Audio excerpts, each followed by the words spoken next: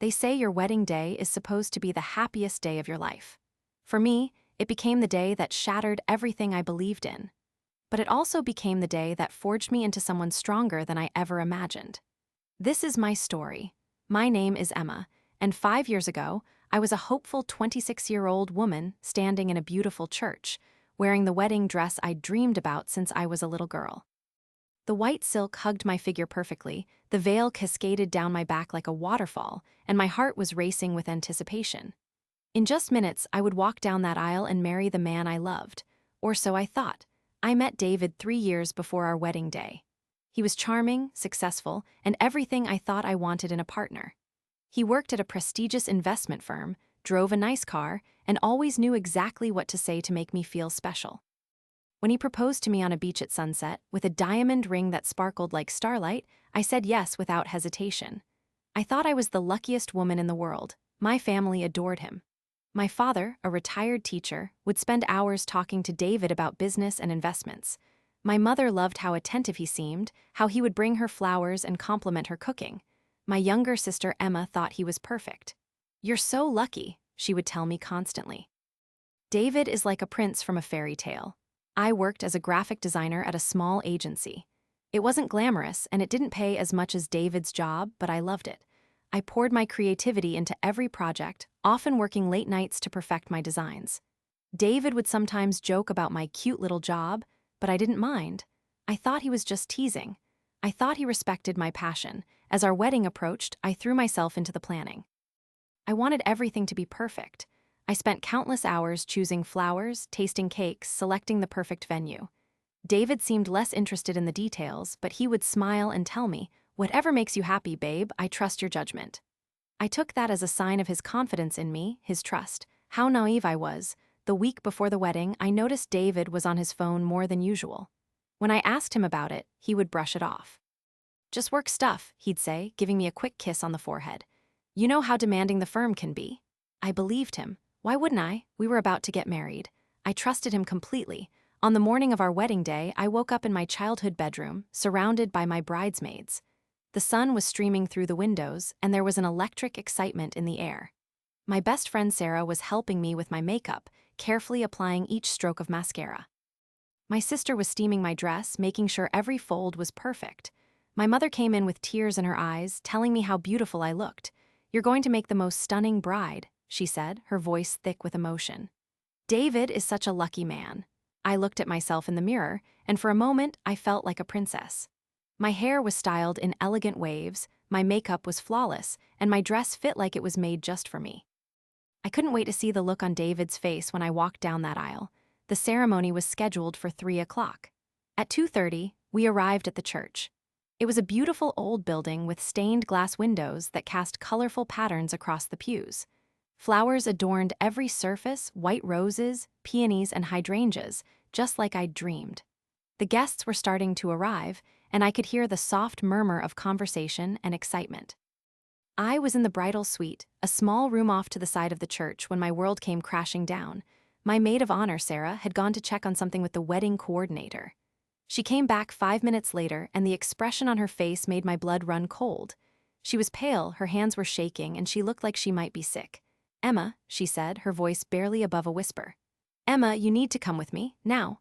"What's wrong?" I asked, my heart starting to pound. "Is something wrong with the flowers? The music?" "Just come with me," she repeated, and there was something in her eyes that terrified me. She led me down a hallway toward the back of the church. As we got closer to one of the small conference rooms, I heard voices. Male voices. One of them was David's. "I can't believe you're actually going through with this," said another voice. I recognized it as Marcus, David's best friend and best man. "It's just temporary," David replied, and his tone was casual, almost bored. "She's sweet, she's pretty enough, and her family loves me. Plus, she's so easy to manipulate, she believes everything I tell her." I felt like someone had punched me in the stomach. Sarah grabbed my hand, squeezing it tight, but I couldn't move. I couldn't breathe. "But you're about to marry her," Marcus said. "That's pretty permanent, dude." David laughed, actually laughed. "Please, this is all part of the plan. Her father has connections in the industry that I need. Plus, she comes from old money. Her grandmother left her a trust fund that matures when she gets married. $500,000, Marcus. Once we're married, I'll have access to it.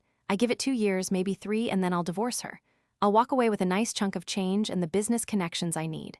What about Vanessa? Marcus asked. My heart stopped. Vanessa, David's colleague from work. The woman he'd told me was just a friend. Vanessa understands, David said smoothly. She's fine with waiting. She knows Emma is just a means to an end. Once I have what I need, Vanessa and I can finally be together properly. She's the one I actually love. Emma is just convenient. The words cut through me like knives. Every moment we'd shared, every kiss, every whispered, I love you, it had all been a lie. I wasn't his future wife. I was his mark. His ticket to money and connections. I must have made a sound because suddenly the door flew open. David stood there in his tuxedo, looking handsome and polished, and for a split second I saw panic flash across his face. Then just as quickly it was replaced with that charming smile I'd fallen in love with. Emma, sweetheart, what are you doing back here? You're supposed to be getting ready. I stared at him and I felt something inside me shift. The hurt was still there, sharp and agonizing, but underneath it, a cold fury was building. I heard everything, I said, my voice surprisingly steady. Every single word. His smile faltered. Emma, I can explain. Don't, I cut him off. Don't you dare try to explain this away. I heard you, David. You were using me for money, for connections. You never loved me at all. He had the audacity to step toward me, his hands outstretched. Baby, you're misunderstanding. Get away from me. My voice was ice. I turned to Sarah, who was crying silently beside me. Get my family. Get everyone. Tell them the wedding is canceled. Emma, wait, David said, and now I could hear the desperation in his voice. Think about what you're doing. Think about all the people out there, all the money we've spent. You mean all the money my family spent? I shot back. Because you certainly didn't contribute much, did you? You were too busy planning how to steal from us. I turned and walked back down the hallway, my dress trailing behind me. Behind me, I could hear David calling my name, but I didn't look back. I couldn't. The next hour was a blur of tears, shocked faces, and whispered conversations. My father, when he found out what David had done, looked like he wanted to commit murder. My mother couldn't stop crying. My sister held my hand while I explained to the gathered guests that there would be no wedding today. I stood in front of 200 people, still in my wedding dress, and said, I'm sorry you all came here today expecting a celebration. Instead, you get to witness something just as important, me choosing myself. The groom has revealed his true character, and I will not marry a man who sees me as nothing more than a transaction. Thank you all for coming, and please enjoy the reception dinner that's already been paid for. The reception hall was beautiful. All that food, all those decorations, all that money spent, but I didn't care about the money. I cared about the fact that I had almost made the biggest mistake of my life. That night, still in my wedding dress, I sat in my childhood bedroom and cried until I had no tears left. But somewhere in the midst of that pain, I made myself a promise. I would never let anyone make me feel this small again. I would never let anyone use me. And I would make something of myself that would make David regret ever underestimating me. The next morning, I woke up with swollen eyes and a determination that surprised even myself. The first thing I did was contact a lawyer about the trust fund my grandmother had left me. David had been wrong about one thing: it didn't mature when I got married. It matured when I turned 27, which was in just 3 months. That money was mine and mine alone. I also did something else. I recorded my conversation with David and Marcus. Sarah had been smart enough to start recording on her phone when she came to get me. I sent that recording to David's firm, along with a detailed account of his attempt to marry me for financial gain. Turns out, his company had very strict ethics policies. David was fired within a week. For the first month after the canceled wedding, I was a mess. I went to therapy. I cried a lot. I questioned everything about myself. Had I been too trusting? Too naive? Was there something wrong with me that made me so easy to deceive? But my therapist, Dr. Michelle, helped me reframe it. You loved genuinely, she told me. You trusted completely. Those aren't weaknesses, Emma. Those are beautiful qualities. David's deception says everything about him and nothing about you. Still, I knew I needed to make changes. I couldn't go back to the person I was before. That person had been too willing to make herself small for someone else's comfort. When my trust fund matured, I had a decision to make. I could use that money to play it safe, invest it conservatively, live a comfortable but unremarkable life. Or I could take a risk. I chose the risk. I quit my job at the design agency and started my own company. Emma Stone Creative, a full-service branding and digital marketing agency. I used my trust fund to rent a small office space, hire two talented designers I'd worked with before, and pour everything I had into building something real. Those first 6 months were brutal. I worked 16-hour days. I took on any client I could get, from small local businesses to startups that could barely afford my services. I learned about business management, about finance, about marketing myself. I made mistakes. I had moments where I wanted to give up. But every time I felt like quitting, I remembered David's voice saying, "She's so easy to manipulate, she's just convenient." That memory was fuel, pure, burning fuel. By the end of my first year, Emma Stone Creative had 15 clients and 4 employees. By the end of the second year, we had 40 clients and 12 employees. I had learned to trust my instincts, to value my worth, and to never settle for less than I deserved. I also changed personally. I started working out not because I thought I needed to change my appearance, but because I needed to feel strong.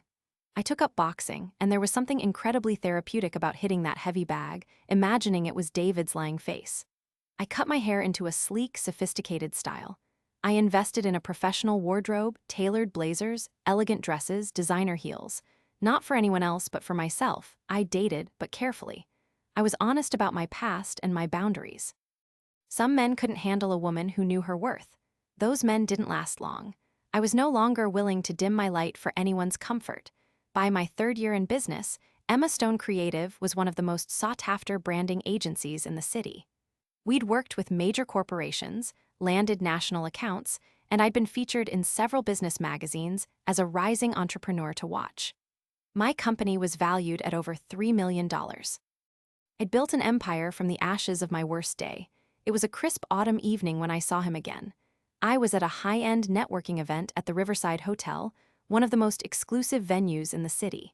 I was there representing my company, wearing a stunning black cocktail dress that hugged my curves, my hair swept up in an elegant updo, diamond earrings catching the light. I just finished a conversation with a potential client when I heard a familiar voice behind me. Emma. I turned and there he was, David. He looked older, tired. His suit was nice, but not as expensive as the one he'd worn to our almost wedding.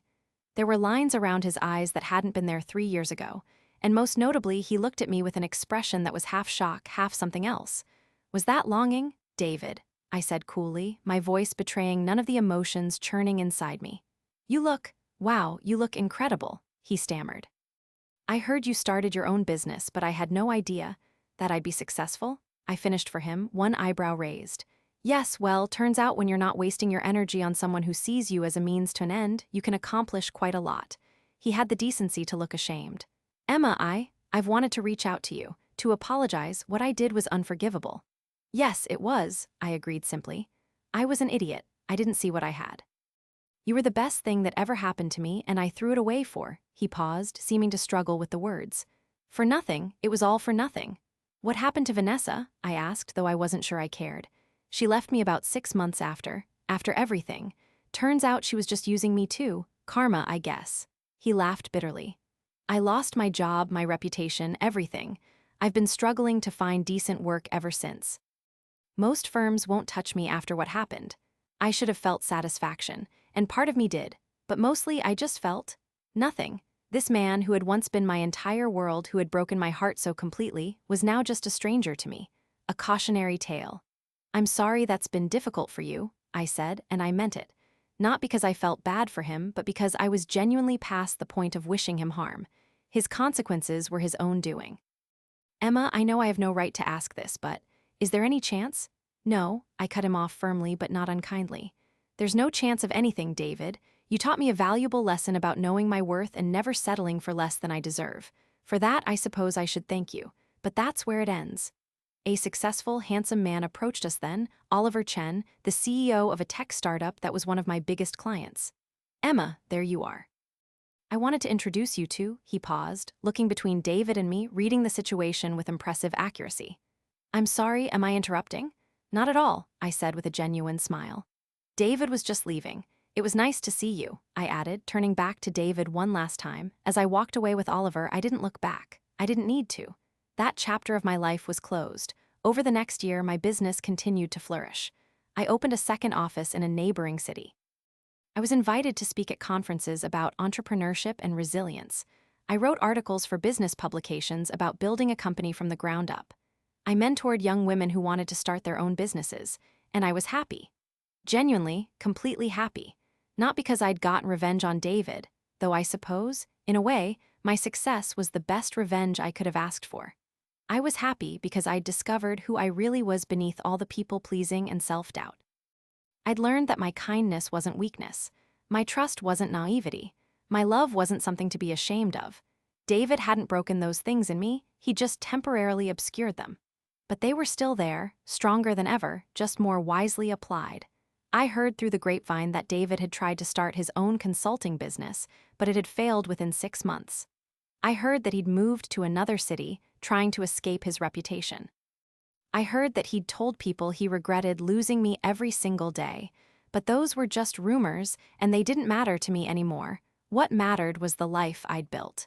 The team of talented people who worked with me, the clients who trusted me with their brands, the women I mentored who told me I'd inspired them, the friendships I'd cultivated, the relationship I'd eventually started with Marcus, not David's Marcus, but a different Marcus, a kind man who owned a bookstore and made me laugh and never, ever made me feel like I needed to be anything other than exactly who I was. On what would have been my 5th wedding anniversary to David, I was instead celebrating the 5th anniversary of Emma Stone Creative. We'd rented out a beautiful space, invited all our clients and employees, and thrown a party that celebrated not just the company's success, but the journey that had led to it. As I stood in front of everyone, giving a speech about resilience and second chances and never giving up on yourself, I realized something profound. That day in the church when I'd overheard David's betrayal hadn't just been the worst day of my life. It had been a gift. It had been the day I'd been set free. Free from a man who would never have valued me. Free from a life of being manipulated and used.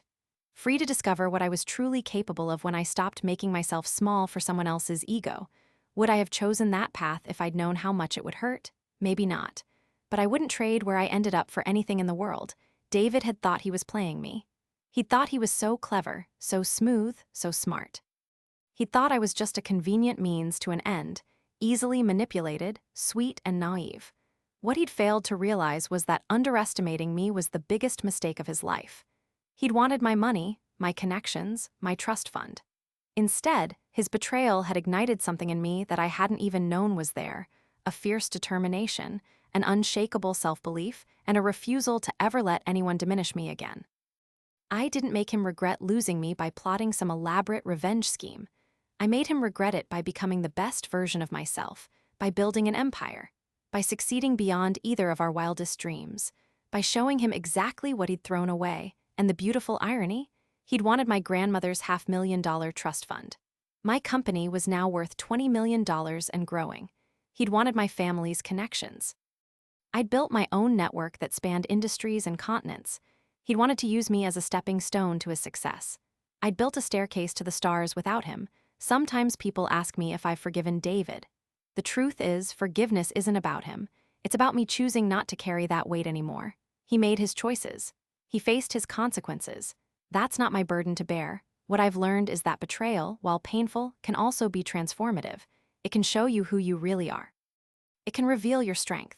It can push you to become someone you never knew you could be. That day in the church, wearing my wedding dress, hearing the man I loved reveal that I was nothing more than a transaction to him, it broke something in me. But from those broken pieces, I built something beautiful, something strong, something entirely my own. So yes, David betrayed me on our wedding day. He humiliated me in front of everyone I loved.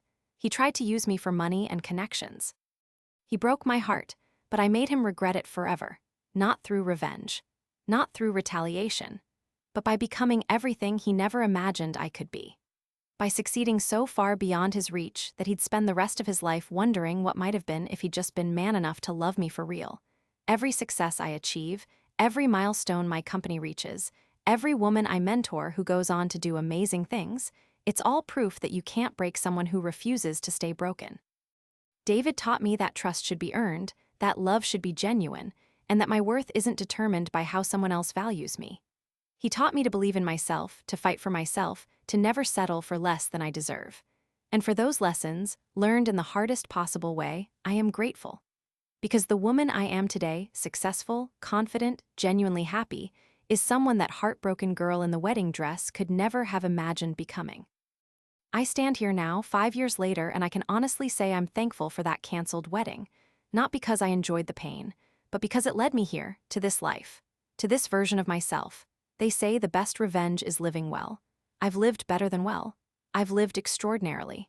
And every day I wake up grateful that I didn't marry the man who saw me as convenient, because I'm not convenient. I'm not easy to manipulate. I'm not just a means to an end. I'm Emma Stone. I'm a successful entrepreneur. I'm a mentor. I'm a woman who knows her worth. I'm someone who turned the worst day of her life into the first day of her real life. And that's something no one can ever take away from me. So to every woman who's been betrayed, used, underestimated, or dismissed, remember this. Your worth isn't determined by someone else's inability to see it. You are capable of so much more than you know. And sometimes, the greatest gift life can give you is showing you who someone really is before it's too late. Take the pain, take the betrayal, take the heartbreak, and use it as fuel to become unstoppable. That's exactly what I did, and I've never looked back.